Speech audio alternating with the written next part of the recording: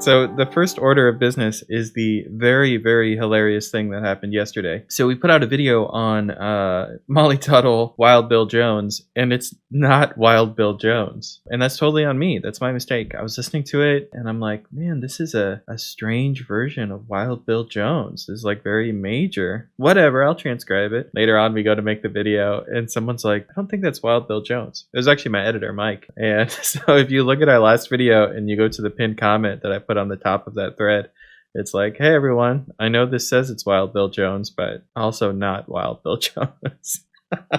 So if you're confused, that's okay. We were all confused. I guess that's just how that video will be, and it'll be a testament to me not being very smart. So yeah, I thought we'd do this Billy Strings break. If you don't already know, this Brown's Ferry break is very similar to how Billy plays Cocaine Blues. Basically, when Billy plays Cocaine Blues, he just plays Brown's Ferry Blues. Perhaps it might be time for us to listen to the break. What you got for me, Billy? Hey folks, I'm Billy Strings, and I'm here at Studio 31 West.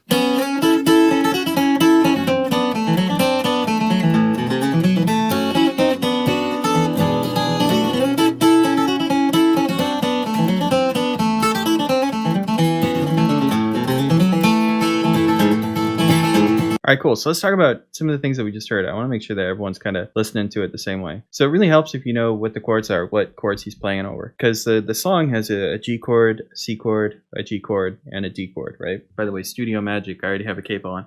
When he starts out, he goes like this. And that's part of a G chord. Right? Now, when he goes to the next chord, and he goes to the C chord, it's almost like he's using a C7 chord. Then he goes back to the G chord and he plays the G round.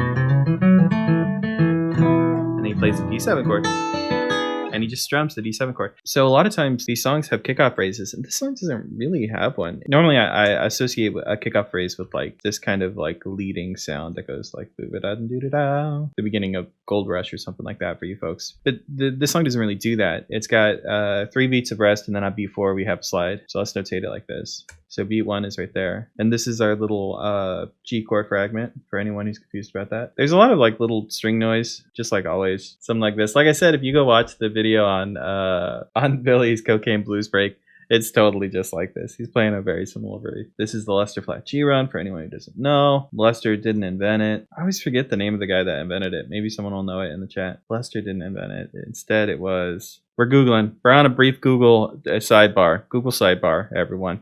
Riley Puckett. Riley Puckett. See, and someone out there is like, oh, Marcel, you couldn't remember the name of Riley Puckett?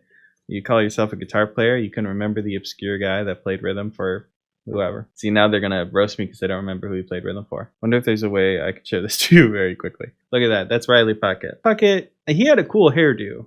Riley Puckett did. But I wouldn't say that Riley Puckett was a handsome individual necessarily. A Bond villain.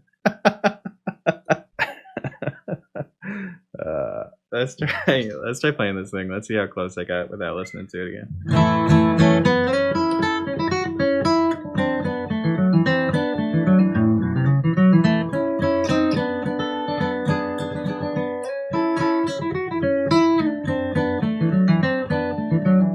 We're just adding in these little things. Got a couple little strums, different things happen. So it sounds like this actually comes in on the end of 3. Yeah, I think this just kind of rings out. I'm not even sure I hear another strum in this measure. So there's like a D bass note down here that he hits very gently.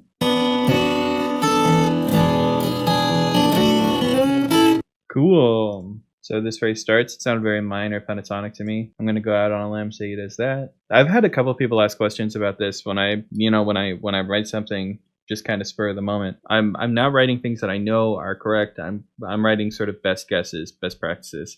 And I don't know, it helps my ear develop if I just overcommit to things and see when I'm right and see when I'm wrong, which is just good in general, like the Wild Bill Jones video. In this case, the sound that I heard it sounded like the root note, instead of going down to the 6th, like I would normally expect, it went down to the 7th. You know, like in a normal bluegrass lick, I would expect to hear this in the beginning, like in a normal kind of tag situation. But instead I heard this. And that sounds more minor pentatonic to me, so I just guessed by writing down what's in the highlight there. whatever he actually does. But it's gonna be one of those. I know because I heard that minor pentatonic. So that's right. It's got a slide, or minor third to major third. Yeah, that's right. If you're gonna make a mistake, make it boldly. I wholeheartedly agree. Sounds like a quick drone thing that doesn't even really sound. Oh yeah, Doc totally does this break. Billy is just copying Doc's break. The second break is when I think we get more Billy strings and less of just the Doc break.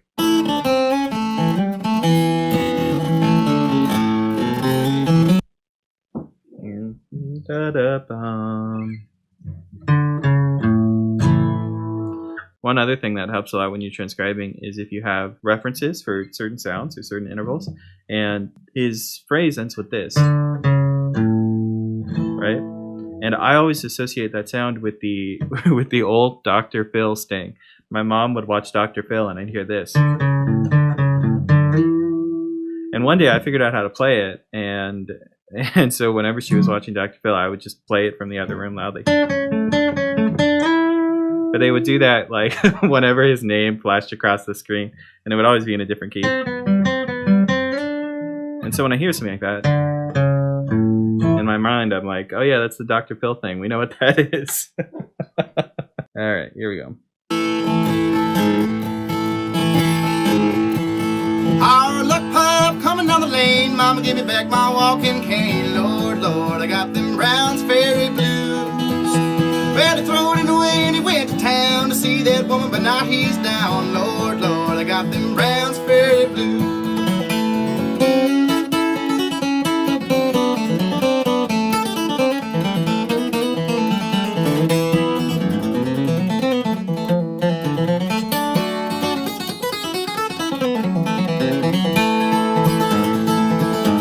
Hard luck pup, you're getting too tired. If you don't quit drinking, you'll be high.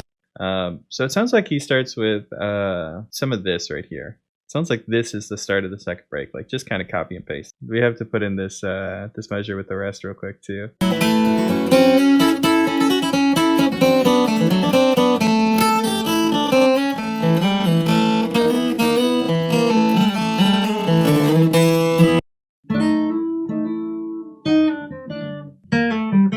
Oh right, we're over the D chord. Whoa. I was like having a stroke there for a second. I was trying to do like the double stops that make sense over the G chord. I was trying to use the flat 5 of the G chord, and I was like, this doesn't sound right, because he's doing those exact things over the D chord. Here's a drone thing again. If you're not familiar with this language right here, this is a playground unto itself. You can take your guitar and you can play with every single little segment of that.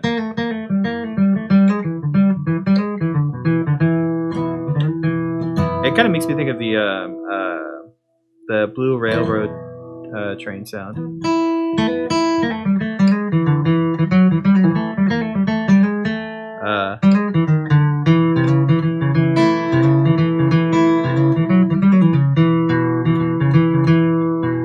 Oh, this stuff looks like Tennessee Stud. Yeah, totally. That's the kind of stuff we're talking about. 100%. You're right. Oh, that's the confusing part we're talking about.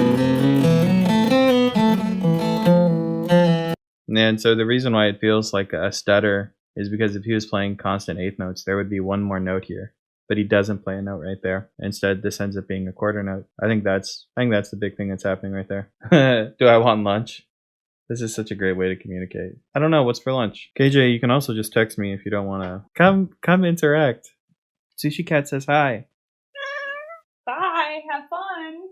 He's giving himself time to think too. It's almost like he plays these in a row. He feels like he had a stumble. He feels weird about it. So instead he just plays the Riley Puckett run. Theo showed me some Middle Eastern scales. Well, sort of like I don't want to use the term generic, but I'll use the term generic, kind of a generic Middle Eastern scale. And he also showed me a Greek scale. And I created arrangements of Whiskey Before Breakfast in both. Let's see if I can show them to you real quick. So this is the Hijaz scale that Theo showed me, and it sounds like this.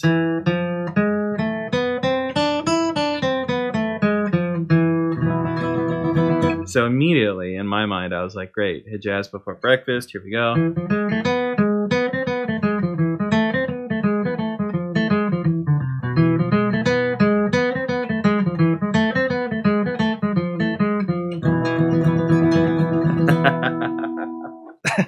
This is not available on the website yet. Also, I would demo this one, but I can't pronounce it, Theo. Pete, have fun with your hand claps. I'll give you a tip. Make sure that your face isn't too close to the microphone, because when you're recording hand claps, sometimes you accidentally record yourself breathing. I've been there. I've made that mistake. Look out for that. Hand claps with Marcel. The future of the channel. The future of Bluegrass is hand claps. I'll wear a mask. This is kind of weird. I feel like he's playing over the wrong chord in the wrong moment for a second, now that I think about it. This is definitely like D chord language, but the D chord in the song doesn't happen until right here. I've seen Billy do stuff like this before too, where he's like honoring chords, but it just like isn't lining up perfectly. Maybe we'll give him the Billy Strings pass. Yeah, I like this though. I feel like we did a lot of good work here. All right, cool.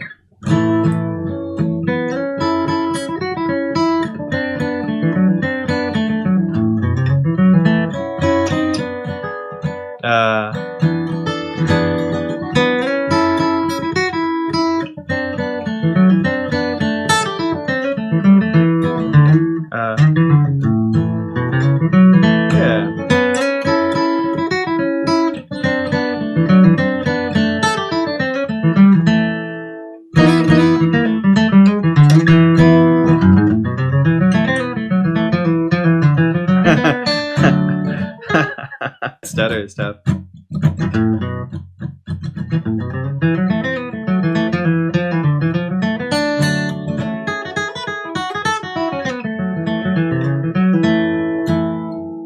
All right, folks, this might be it. I might be calling it. We did 2 breaks of Brown's Ferry Blues. I don't know what else I can give you.